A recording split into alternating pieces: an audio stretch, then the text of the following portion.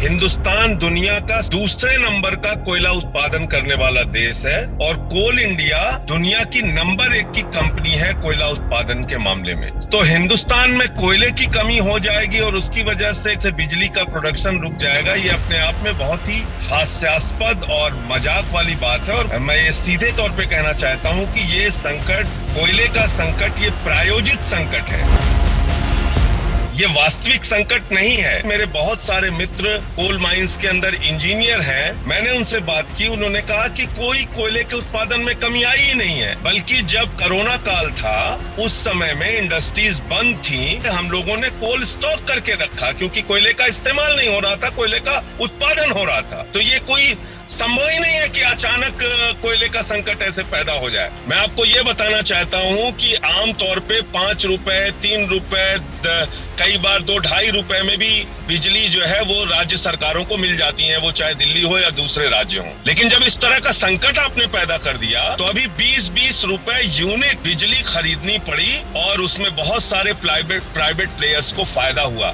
तो आखिर ऐसा क्यों किया सरकार ने? निजी कंपनियों को फायदा पहुंचाने के लिए और महंगी बिजली लोगों को खरीदनी पड़े राज्य सरकारों को, इसकी वजह से आपने ऐसा संकट प्रायोजित कर दिया जिसकी वजह से चंद बड़े प्लेयर्स को, प्राइवेट प्लेयर्स को इसमें बहुत बड़ा फायदा हुआ हो। कोयला कोई घर की सुई थोड़ी है कि खोजने से नहीं मिल रही है, और आप सो रहे थे, आपको पता नहीं चला, स्टॉक में कमी हो गई। कल हमने देखा गृह मंत्री ने बैठक ली है, चिंता है सरकार को, आज प्रधानमंत्री ने बैठक ली है, तो आपका क्या आरोप है? सरकार क्यों इस पर समीक्षा कर रही है? ये सब कुछ नाटक और प्रायोजित है। कोयले का संकट हिंदुस्तान में है ही नहीं। कोल इंडिया के चेयरमैन का बयान सुन लीजिए। जो भाजपा की कुछ राज्य सरकारों ने, जैसे उत्तर प्रदेश को देख लीजिए, उन्होंने कोल इंडिया का हजारों करोड़ रुपए बकाया कर रखा है। तो आपको कोयला कैसे मिलेगा? वो एक समस्या हो सकती है, लेकिन कोयले के स्टॉक की कमी ये शुद्ध रूप से प्रायोजित संकट है, ऐसा बिल्कुल नहीं है।